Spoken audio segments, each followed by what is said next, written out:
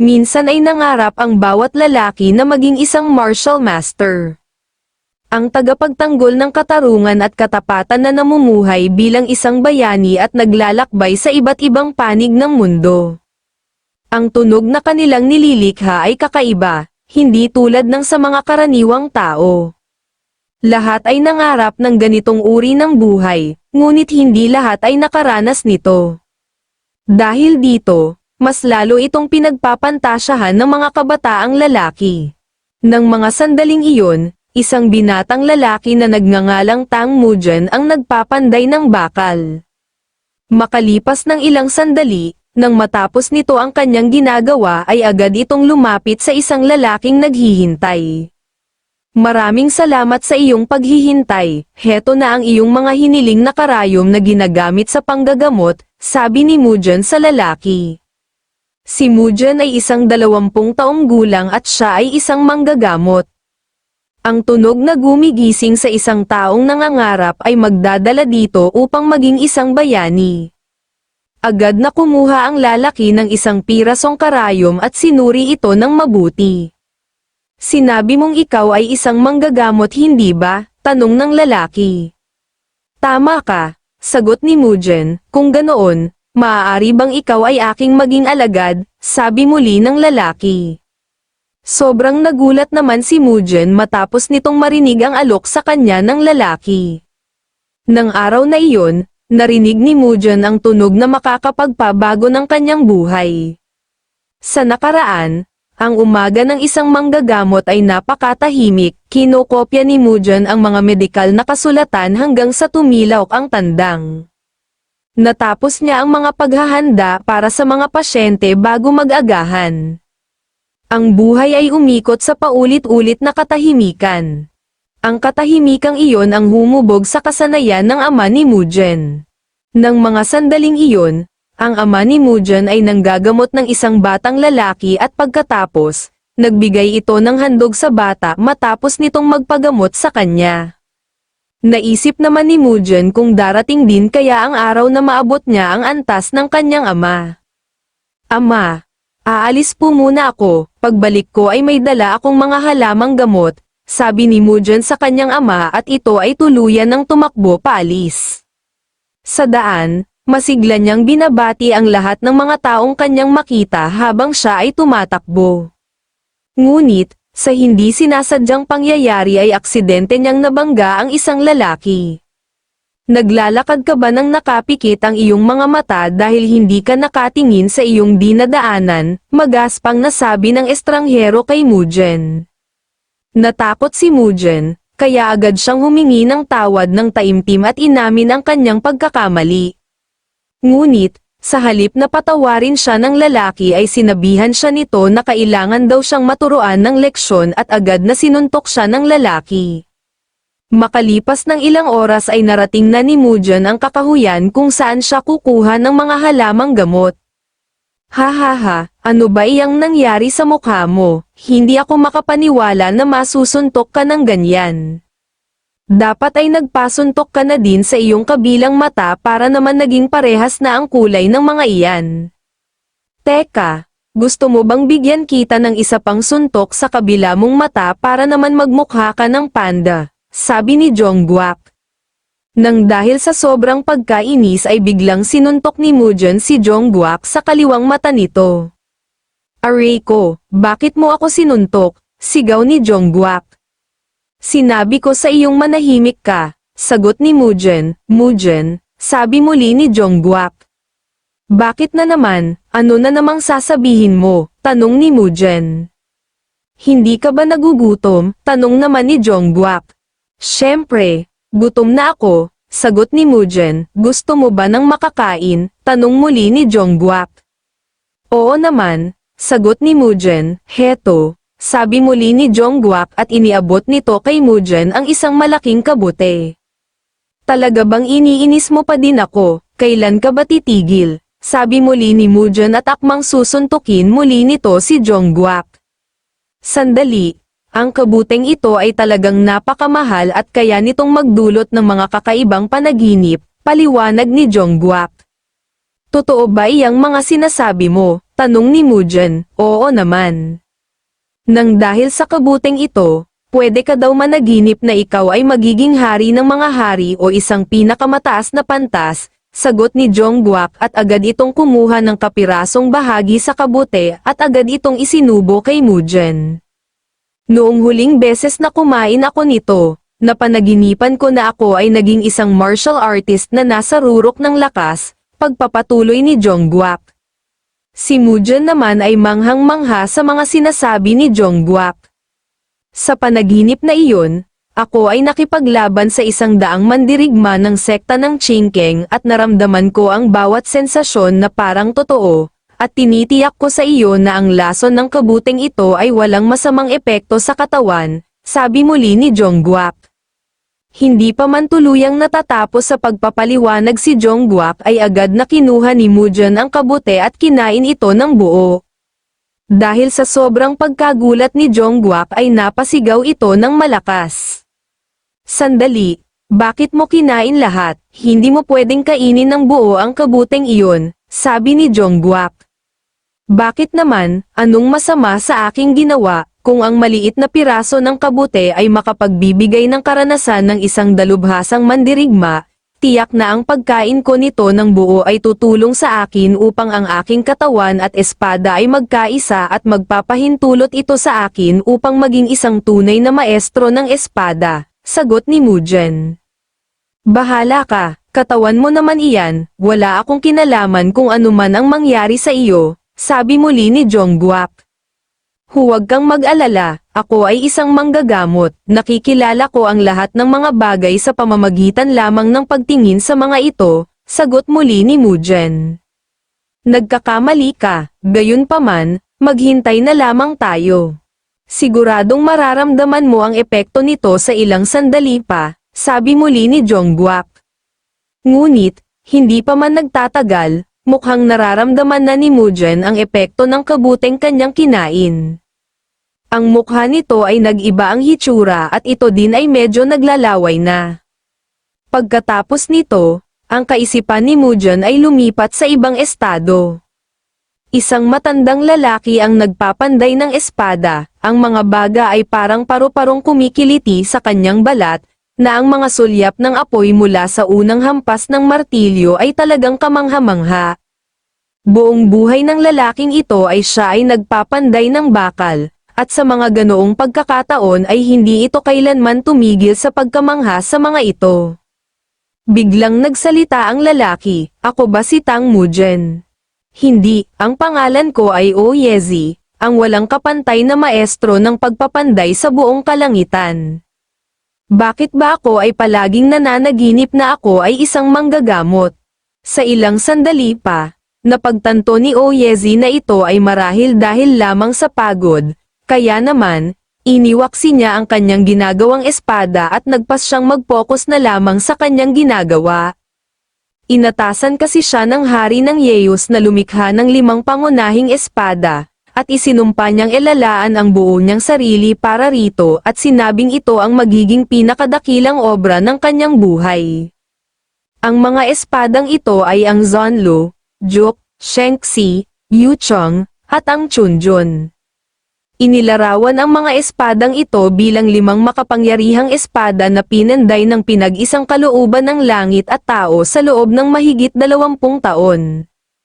Pinuri ang kanilang karangalan sapagkat isinakatawan nila ang mga pangarap ng sangkatauhan at tinupad ang kalooban ng kalangitan. Matapos malikha ang 5 espada, ang buong kalangitan ay nagdiwang dahil ayon sa mga ito, kasabay ng araw ng pagdating ng 5 espada, ito din ang araw na naabot ng lahat ang paraiso. Nang mga sandaling iyon, si Mujin ay wala pa ding malay habang nakahandusay sa lupa. Hay nako, akala ko ba ay siya ang pinakamagaling na manggagamot dito sa Chengdu. Pinagkatiwalaan ko ang rekomendasyon ng gobernador. Sinisiguro kong ang isang tulad niyang baguhang manggagamot na hindi man lamang marunong gumawa ng karayom na ginagamit sa paggagamot ay mapipilitang magretiro. Galit na sabi ng lalaki na lumabas sa loob ng bahay ni Mujin. Ang hangal na iyon, napakayabang talaga, siya ay tulad din ng ibang mga opisyal ng gobyerno, sabi ni Jongguak. Guak, ano bang nangyayari, bakit sobrang sakit ng aking ulo? Tanong ni Mujin kay Jongguak. Hindi mo ba nakikita, palubog na ang araw, puro mga walang saysay ang iyong mga sinasabi habang ikaw ay nasa ilalim ng impluwensya ng kabute. Pagkatapos ay bigla ka na lamang nagpumilit na bumalik sa klinika. Isang himala na walang anumang nangyaring aberya sa atin habang tayo ay pabalik dito dahil sa iyong estado. Gayunpaman, aalis na ako, huwag mong sasabihin sa manggagamot na binigyan kita ng kabute, sagot ni Jongguak at ito ay namaalam na kay Mujin at tuluyan ng tumalikod paalis. Ang manggagamot naman na tinutukoy ni Jongguak ay ang ama ni Mujin. Sige, paalam na, salamat sa paghahatid sa akin, sabi muli ni Mujin. Nang tuluyan ng makaalis si Jongguak, biglang naisip ni Mujin kung panaginip lamang ba kaya ang kanyang mga nakita noong siya ay wala sa tamang pag-iisip ng dahil sa epekto ng kabute. Sa ilang sandali pa ay pumasok na si Mujin sa loob. Ama, narito na po ako, pasensya na at ngayon lamang ako nakabalik, sabi ni Mujin sa kanyang ama, ngunit napansin nito na hindi ito nakikinig sa kanya kaya tinawag niya itong muli. Nariyan ka na pala Mujin. Sagot ng ama, sino nga po pala iyong lalaking nakasalubong ko sa labas na nanggaling dito? Tanong muli ni Mujin at pagkatapos ay bigla siyang napatingin sa karayom na hawak ng kanyang ama. Nang mapansin niya ang mga karayom, biglang sumakit ng matindi ang kanyang ulo.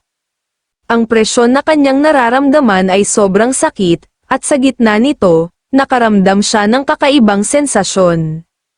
Sa pagitan ng mga alon naman ng sakit ay may di pamilyar na damdamin. Naisip ni Mujin kung ito bang kanyang nararamdaman ay pagkadismaya, ngunit, hindi naman niya maunawaan kung kanino o saan ito nakatuon. Mujin, anong nangyayari sa iyo? Nakakaramdam ka ba ng sakit ng ulo? Tanong ng ama kay Mujin. Wala lang po ito ama, sino po iyong lalaking nanggaling dito kanina? Tanong ni Mujin. Siya ang militar na nangangalaga sa gobernador, sinabi niya na ang aking mga ginawang karayom ay masakit gamitin. Pero, ang mga ginamit ko namang karayom dito ay mas makapal kesa doon sa mga nauna, sagot ng ama. Ginamit ko pa ang mga iyan kaninang umaga, sabi muli ni Mujin. Sandali nga at hahanapin ko iyong mga lumang karayom, sabi muli ng ama ni Mujin. Matapos makita ang karayom ay ipinakita kay Mujin ng kanyang ama ang mga ito at pagkatapos ay sinabing ang mga bagong karayom ay ginawa nito 2 linggo na ang nakalipas matapos mabaluktot ang lumang karayom na ginagamit nito.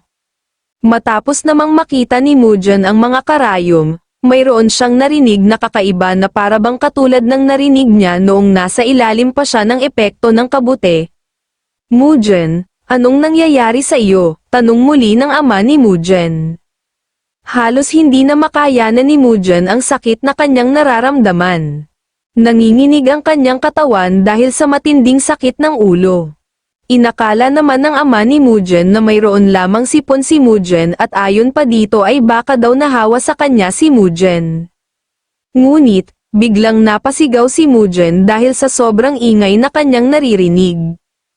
Ang mga tunog ay labis na nagpapabigat sa kanyang pandama, kukuha na sana ng gamot ang ama ni Mujin nang bigla nitong kinuha ang karayom na hawak ng kanyang ama. Ama, karayom nga bang talaga ang mga ito? Tanong ni Mujin sa kanyang ama. Syempre naman, karayom ang mga iyan, sagot ng ama. Nagningas ang mga mata ni Mujin dahil sa tindi ng sakit at tunog na kanyang naririnig, ang tunog na iyon, ang tunog na gumigising sa mga bayani. Iyon ang tunog na narinig ni Mujin noong araw na iyon. Lumabas si Mujin upang magtungo sa palengke, habang naglalakad ay hawak pa din niya ang 2 karayom na kinuha niya sa kanyang ama. Ang kanyang mukha ay may bakas ng pagkalito at pagkainis. Umiikot sa kanyang isipan ang mga kaisipan habang inaamin niya sa sarili na tuwing bigla niyang makikita ang isang bagay na mahina ang pagkakagawa, nagsisimula siyang mainis. Hanggang kahapon lamang, hindi pa niya kayang sabihin kung alin ang maayos at alin ang hindi. Ngunit ngayon, Dahil sa kakaibang kakayahan na dumating sa kanya, lahat ng nasa paligid niya ay naging mukhang mumurahin at walang halaga.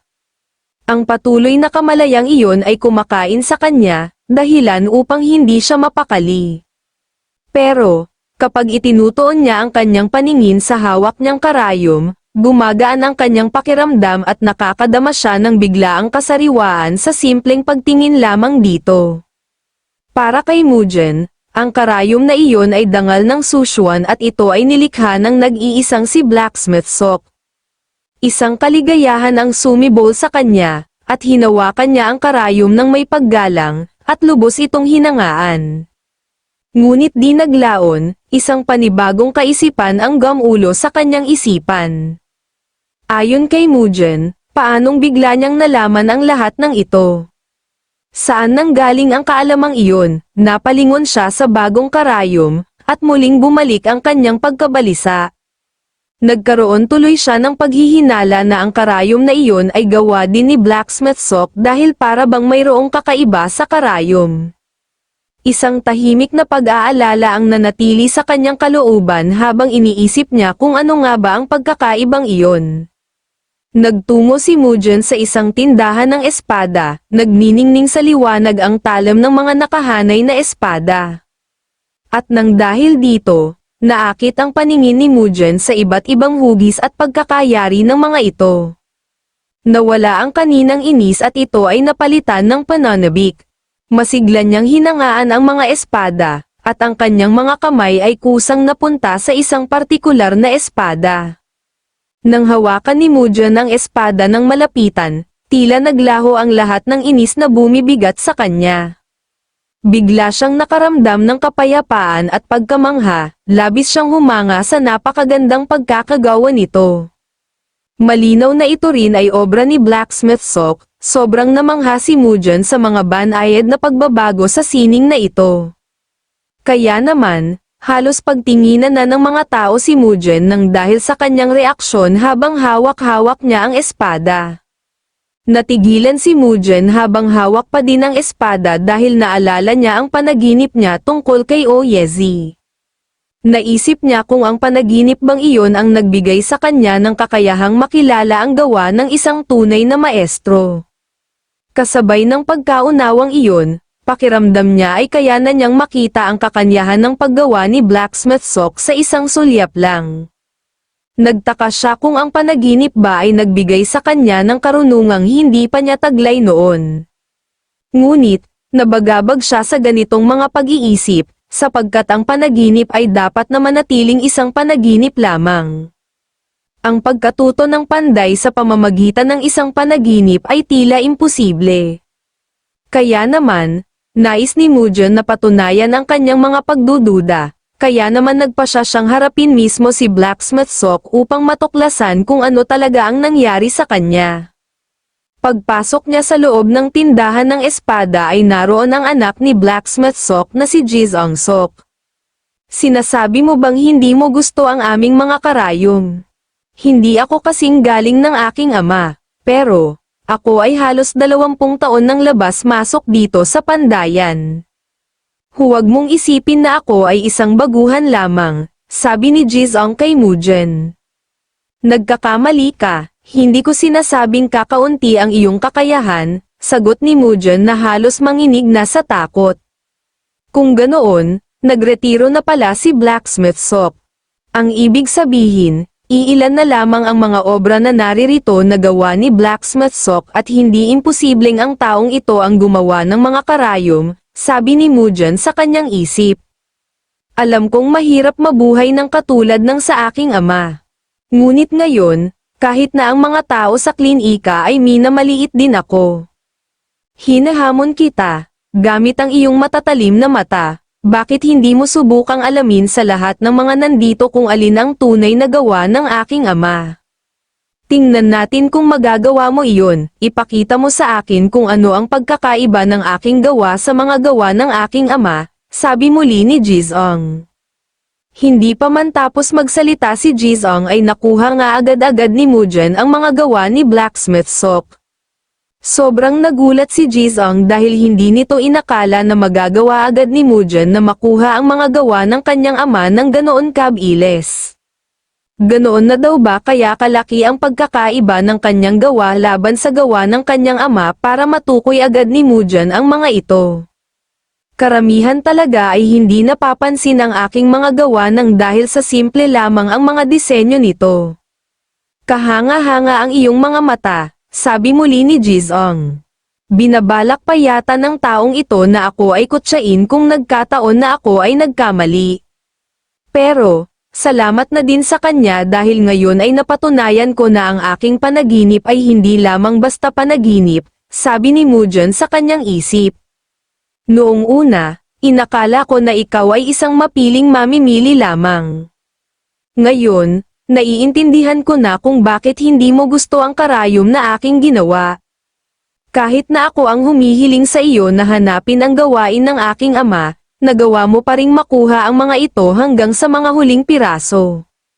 Nagawang lagpasan ng iyong mga mata ang aking mga mata. Kahit na magpanday ako ng wagas, pangkaraniwang bagay pa din ang aking magagawa. Kaya naman, isa lamang ang sagot sa lahat ng ito, ikaw ang gagawa ng para sa iyo, paliwanag ni Jizong at iniabot nito kay Mujin ang maso. Hindi agad nakapagsalita si Mujin dahil hindi niya malaman ang kanyang gagawin. Sobra-sobra ang kaba na kanyang nararamdaman, kung iniisip mo na imposible, ako na lamang ang muling gagawa ng mga karayom. Pero sa ngayon, subukan mo muna ito, sabi muli ni Jizong.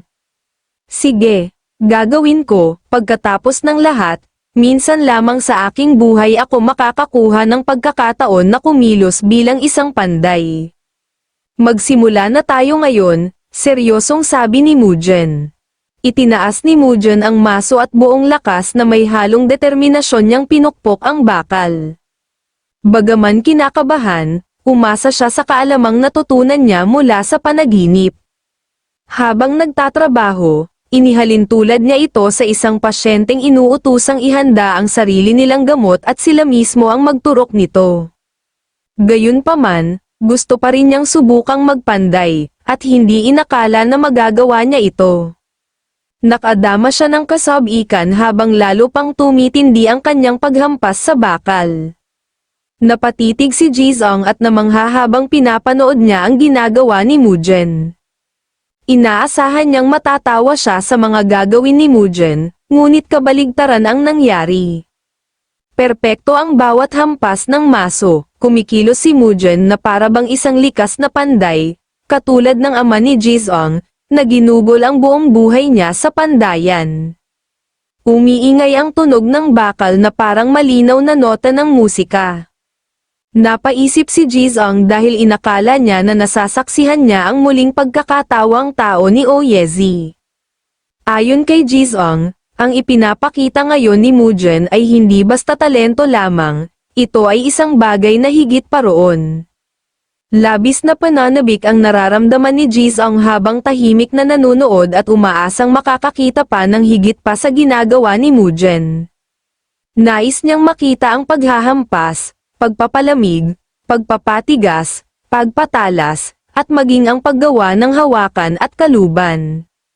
Hinangad din niyang masaksihan ang buong sandatang unti-unting nabubuo sa isipan ni Mujin. Makalipas ang ilang sandali ay natapos na ni Mujin ang espadang kanyang ginawa at agad itong inihagis kay Jizong. Anong gagawin ko rito? Tanong ni Jizong. Tunawin mo iyan, sagot ni Mujin. Tutunawin ko ito, bakit ko gagawin iyon? Tanong muli ni Jizong, medyo mainit na ang aking braso, oras na siguro para gumawa naman ako ng karayom ngayon, sagot ni Mujin, kumikinang ang mga mata ni Jizong sa pananabik habang masusing nanonood sa ginagawa ni Mujin, bagamat ang matindi niyang titig ay bahagyang nagdulot ng kaba para kay Mujin, gayunpaman, nagpatuloy si Mujin at itinoon ang kanyang isip sa kanyang ginagawa at maingat na hinuhubog ang karayom.